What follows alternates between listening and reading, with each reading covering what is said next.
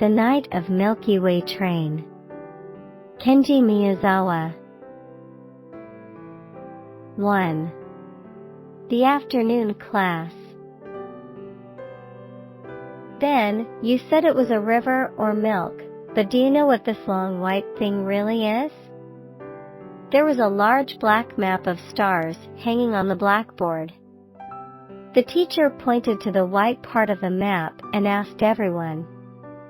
Campanella raised his hand. Then 4 or 5 boys raised their hands, too. Giovanni also tried to raise his hand, but he stopped halfway through. He once read in a magazine that all the white things were stars. But lately, Giovanni felt sleepy almost every day, and he had no time for reading. In fact, he didn't have any books to read. So he felt like he didn't understand anything. But the teacher noticed him. Giovanni. You know, don't you? Giovanni stood up at once. But when he stood up, he couldn't answer it clearly. Zanelli looked back from the front seat. And when he saw Giovanni, he grinned. Giovanni's face turned red. The teacher said again, "If you look at the Milky River with a big telescope, what will you see?" Giovanni thought it was stars. But he still couldn't answer it. The teacher seemed to be at a loss for a while. But this time he looked to Campanella. "What do you think, Campanella?" Campanella had raised his hand so well, but he couldn't answer either. The teacher was surprised. He was watching Campanella for a while. However, the teacher pointed to the star map, saying, "Well, okay. If you look at this white Milky River with a big good telescope, you can see many little stars. Won't you, Giovanni?" Giovanni turned red and nodded. Giovanni's eyes were full of tears. He thought, yes, I knew that. Of course Campanella knew it as well. It was in the magazine. Campanella and I read it together at his house. His father is a doctor. After reading the magazine, Campanella brought a big book from his father's room and opened the page about the Milky Way. We saw beautiful pictures with white dots all over the black pages for a long time. Campanella hasn't forgotten that at all. So why didn't he answer? Maybe it's because he felt sorry for me. These days, I have been working hard every morning and late afternoon. Even when I go to school, I don't play with the others. And I don't talk with Campanella. He felt sorry for me, so he didn't answer. I feel sorry, both of us. The teacher said again. So, if you think this really is a river, each little star is a grain of sand in that river, and if you think it is a big stream of milk, it's more like the Milky River. Each star is a ball of fat floating in the milk, and what is the water of the river? The answer is a kind empty space where light moves. The sun and the earth are also floating in it. That means we are living in the water of the Milky Way. And if we looked around from inside that water, the stars would seem to be gathered closer together at the bottom. That's why it looks white and not very clear. Now look at this model. The teacher pointed to a big double lens. There were many shiny grains of sand in it. The shape of the Milky Way is just like this. These growing grains are all shining stars, like our sun.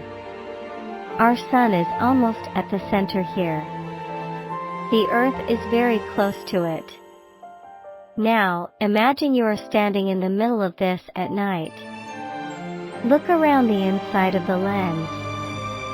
This part of the lens is thinner, so you can see only a few shining stars.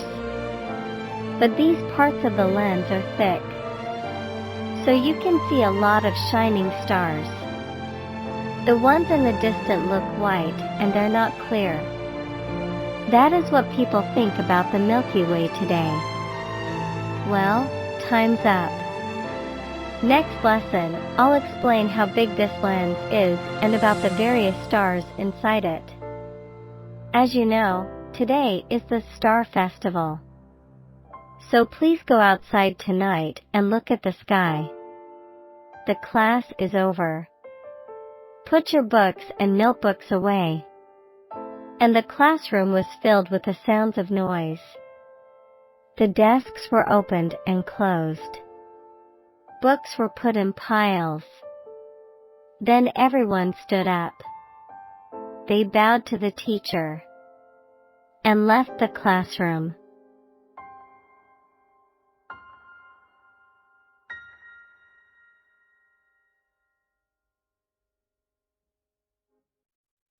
Second. Printing company. Giovanni went outside.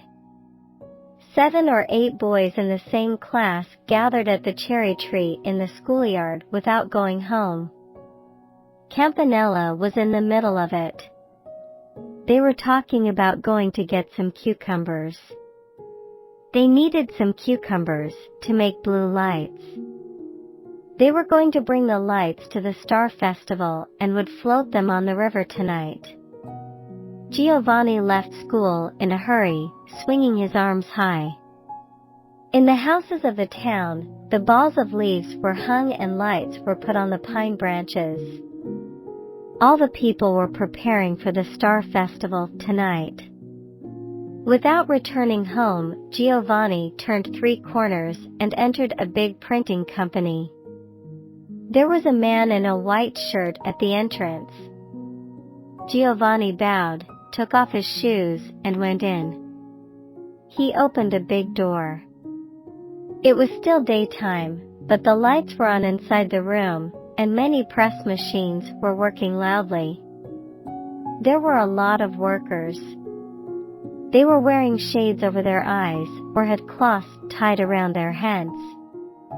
They were all reading and counting something just as though they were singing. Giovanni went up the man sitting at the 3rd high table from the entrance. He bowed. The man searched for a shelf for a while and then, "Can you pick out this many?" he said, giving Giovanni a piece of paper. Giovanni took out a small box from the foot of the table. He went over to a corner where the lights were very bright and crouched down. And he started picking out pieces of printing type with a small pair of tweezers. Each one was the size of a grain of rice. A man with a blue apron walked past behind Giovanni. "Hi, Mr. Magnifying Glass, good morning," he said. 4 or 5 men nearby laughed. They didn't turn to look at him. Giovanni carefully picked out the pieces of type. He rubbed his eyes many times. Sometime after the clock struck 6, Giovanni had filled the box with the type. He checked it again, looking at the pieces of paper in his hand. Then he took the box back to the man at the high table. The man silently received it and nodded. Giovanni bowed. He opened the door and went to the desk at the entrance. The man wearing the white shirt silently gave a small silver coin to Giovanni. Giovanni looked a little better. He bowed deeply and jumped out with a bag under the table. He whistled cheerfully and dropped by the bakery. He bought some bread and a bag of sugar cubes. Then he started running as fast as his legs would carry him.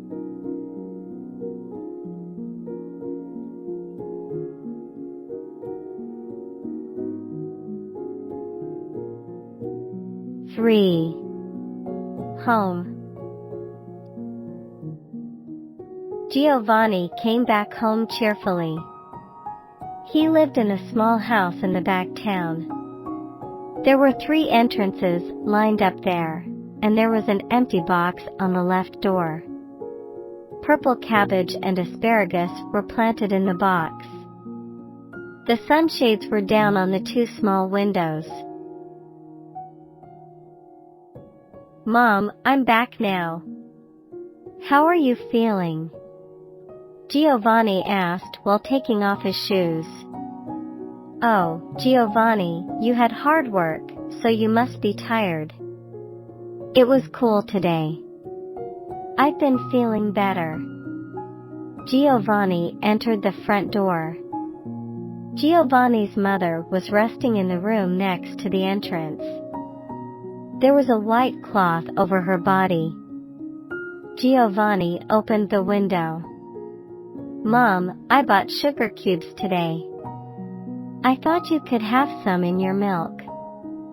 Oh, you should eat something first. I don't feel like having anything yet. Mom, when did sister go home?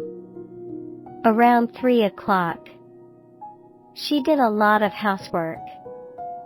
Hasn't your milk come yet? I don't think so. I'll go and get it then. Oh, I can wait. Have your dinner first. Your sister made something using tomatoes and left it there. Okay, I'll have it now. Giovanni took a plate of tomatoes from the window. He ate it with some bread for a while. Hey, Mom. I'm sure Dad will be back soon. Oh, I think so, too. But why do you think so? Because this morning's newspaper said that the fishing in the north was very good this year. Oh, but your father may not be on a fishing boat. I'm sure he is. I don't believe he did anything bad and went to prison. The other day, he brought a lot of things to school, like big crab shells and reindeer horns. They are still in the science room. The teachers always take them to the classroom in the 6th grade. Your father said he would bring you a sea otter jacket next time. Everyone says it suits me. They say it as if they're making fun of me. Do they say bad things to you? Yes, but not Campanella. He never says anything like that. When the other boys say bad things, Campanella looks sorry for me. His father and your father had been close friends since they were small like you. Oh, that's why Dad took me to Campanella's house. I'm glad I was back then. On my way home from school, I often dropped by Campanella's house. He had a toy train which ran on alcohol. There were 7 pieces of rail, and if you put them together it made a circle. It also had telegraph poles and signals. The signal lights turned green only when the train passed. One day, we ran out of the alcohol. When we used oil instead, the train turned completely black. Did it really? I still go to deliver the newspaper every morning, but the house is always quiet. Because it's early morning. They have a dog called Zal. His tail is like a brush. When I go there, he always follows me as far as the corner of the town. Sometimes even further. Tonight, they're all going to float cucumber lanterns on the river. I'm sure the dog will follow them. Oh, yes. It's the Star Festival tonight. Yeah. I'll go and see it while taking milk. All right. But, don't go into the river. No. I'll only see it from the bank. I'll be back in an hour. You can spend longer if you like. I won't worry if you're with Campanella. Oh, I'm sure we're together. Mom, shall I close the window for you? Oh, please. It's getting cooler. Giovanni stood up and closed the window. He put away his plates and the bag of bread. Then he put on his shoes in a lively way. I'll be back in an hour and a half, he said. He went out through the dark doorway.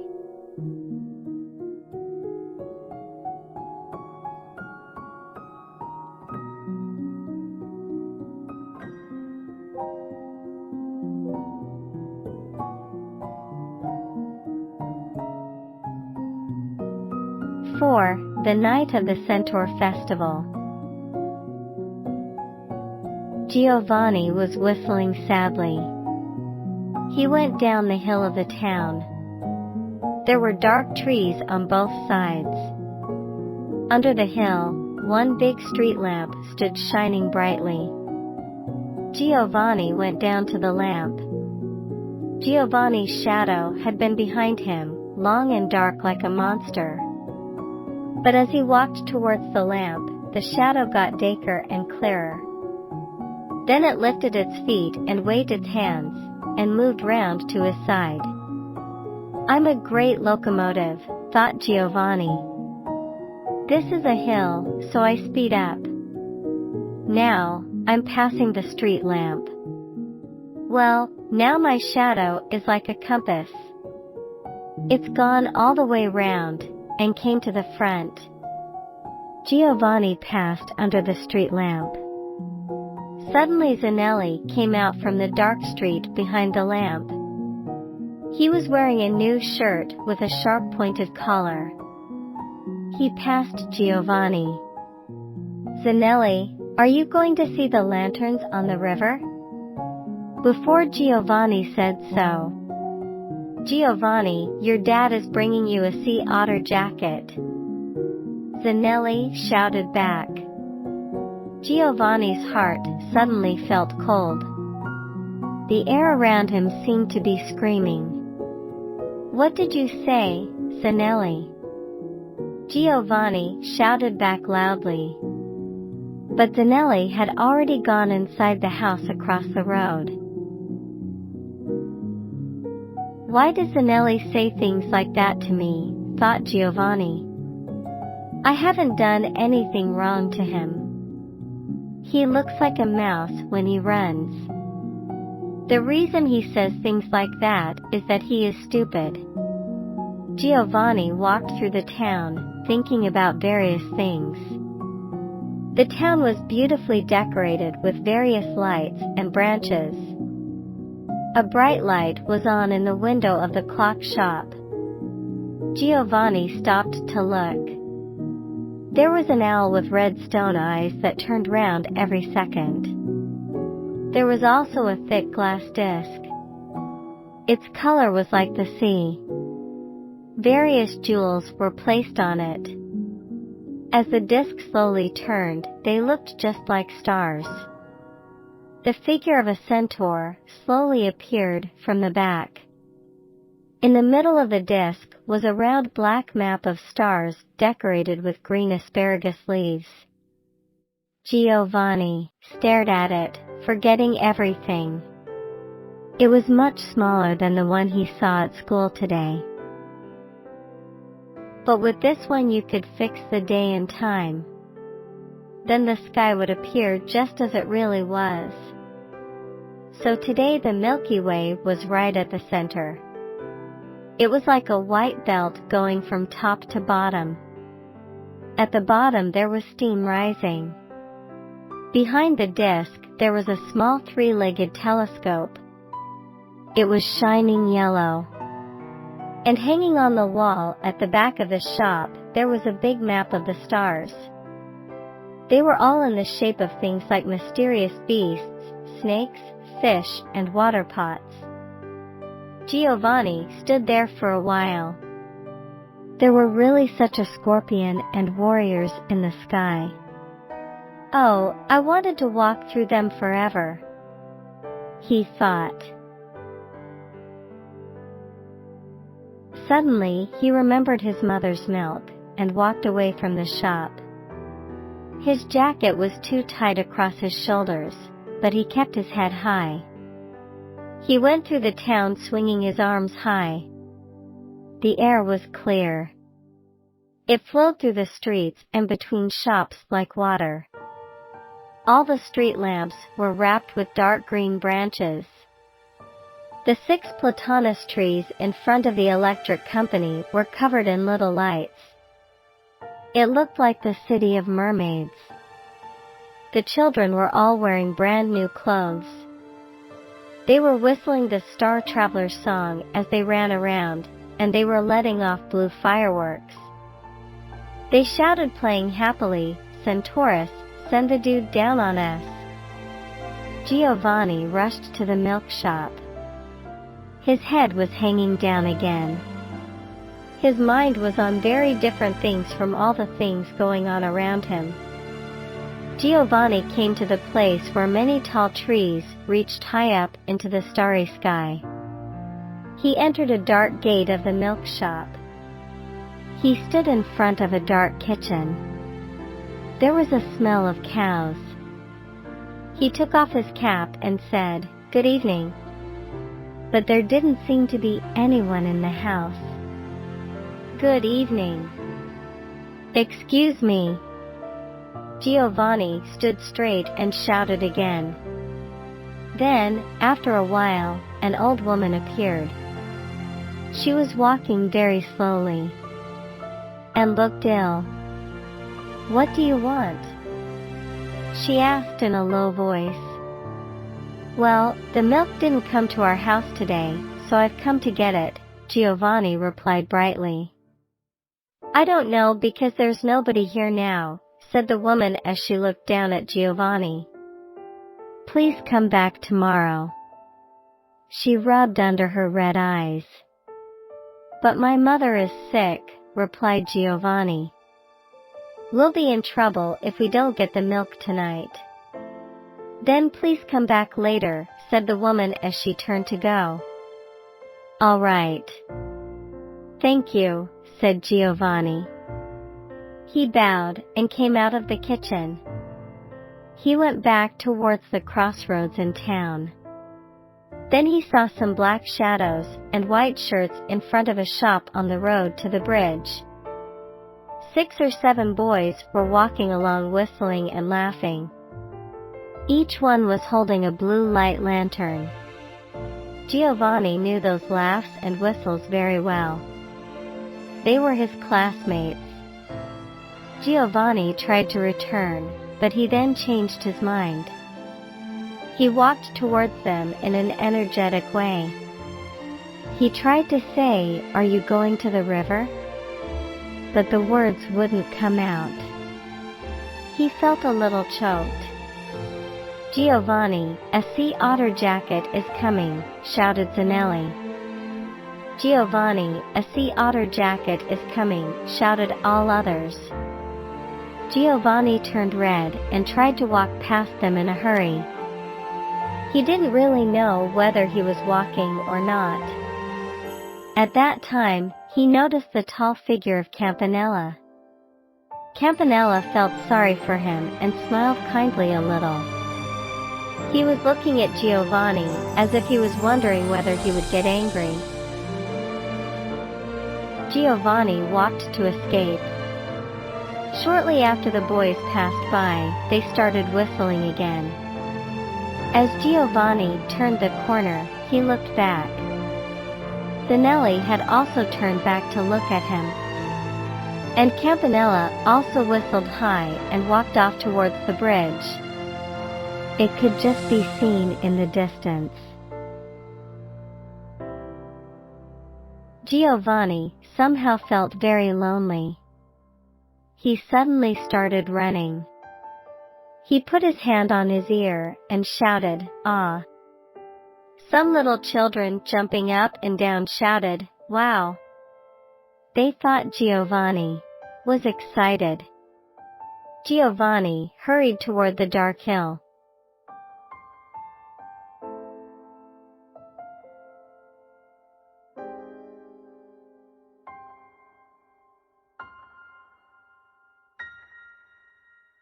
Five, the pillar on the hill.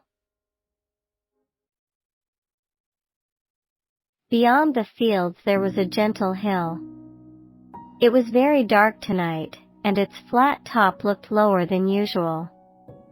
There was the Great Bear in the sky. Giovanni went up the path through the small woods. There was already a dew.